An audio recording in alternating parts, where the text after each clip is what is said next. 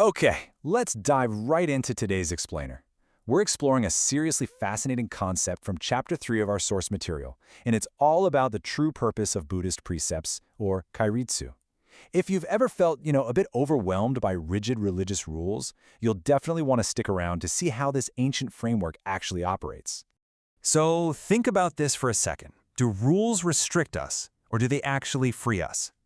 Modern society often views rules as rigid chains, right? Things meant to just hold us down.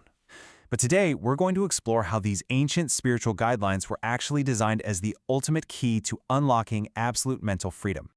To demystify all of this, here's our roadmap.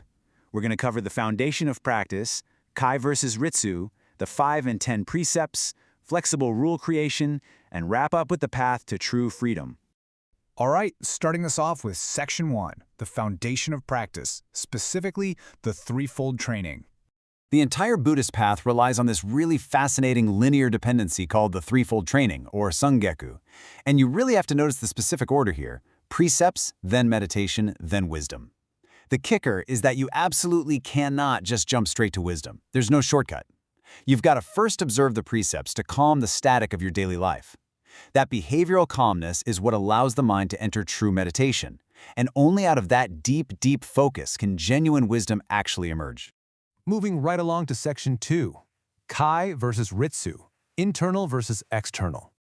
Now this is super interesting. The actual word Kairitsu literally breaks down into two completely distinct concepts.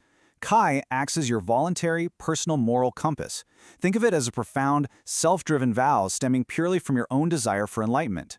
Ritsu, on the other hand, well, that represents collective, regulated societal laws. These are strictly necessary with actual penalties to maintain order in a religious community or sangha. Next up, Section 3, the 5 precepts, or rules for lay believers. So what does this actually look like for us everyday lay believers? Well, these voluntary vows basically take the shape of the 5 precepts. We're talking not to kill, which connects right back to the core concept of ahimsa. Not to steal, not to commit sexual misconduct, not to lie, and not to drink intoxicants. And look, these aren't just there to arbitrarily spoil your fun. Not at all. They actively prevent chaos and suffering from taking root in your life, laying the essential groundwork for that calm mind we just talked about. All right, Section 4, the 10 good precepts and regulating the mind. As we move into Mahayana Buddhism, the whole framework expands big time. It goes way beyond just physical actions to actually target the psychological drivers of our behavior. By categorizing the 10 good precepts into body, speech, and mind, the system becomes, well, incredibly comprehensive. Think about it. Regulating an angry or greedy thought becomes literally just as vital as controlling a physical action. The entire battlefield of discipline moves inward. And here's a crucial point. This isn't just about avoiding bad behavior. Beyond shijikai, which are the prohibitive rules, the texts also heavily outline sajikai. These are affirmative, active duties you absolutely must perform. This is exactly where community rules like the Pratamoksha come into play, requiring regular gatherings to recite rules and reflect together. You can't just isolate yourself in a cave. You have to actively participate in the good. Which brings us to Section 5, creating rules flexibly, looking at a living code. You might imagine the historical Buddha just, handing down this massive, rigid rule book on day one. But the historical reality? It's beautifully human. Through this concept called Zuihan Zuisei, rules were established incredibly flexibly.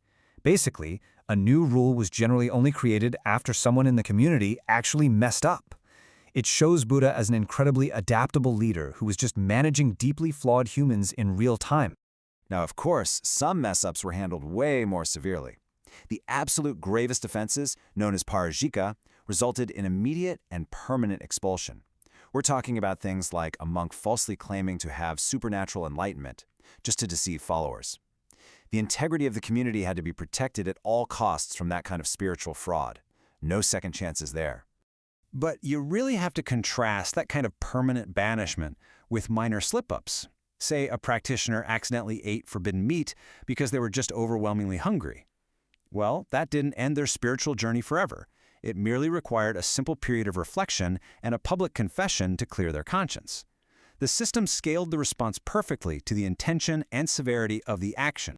And finally, Section 6, Path to True Freedom, Purifying the Mind. As the source material beautifully puts it, The ultimate goal of all these rules is not punishment, but the purification of the mind. I mean, that right there is the entire key to everything we've discussed today. Whether we're talking about the personal, voluntary vows of Kai or the strict community regulations of Ritsu, the reality is that every single rule exists solely to clear away the daily static. That is exactly how the mind achieves the profound stillness required for enlightenment. So, I want to leave you with this final, somewhat provocative thought. If absolute freedom actually requires a perfectly calm mind, what modern precepts do you need to set for yourself today? Because the undeniable logic laid out in this text is pretty striking. If you can't control your actions and your environment, you're never going to be able to control your mind. Really makes you think, doesn't it? Thanks so much for joining me for this explainer, and I'll catch you on the next one.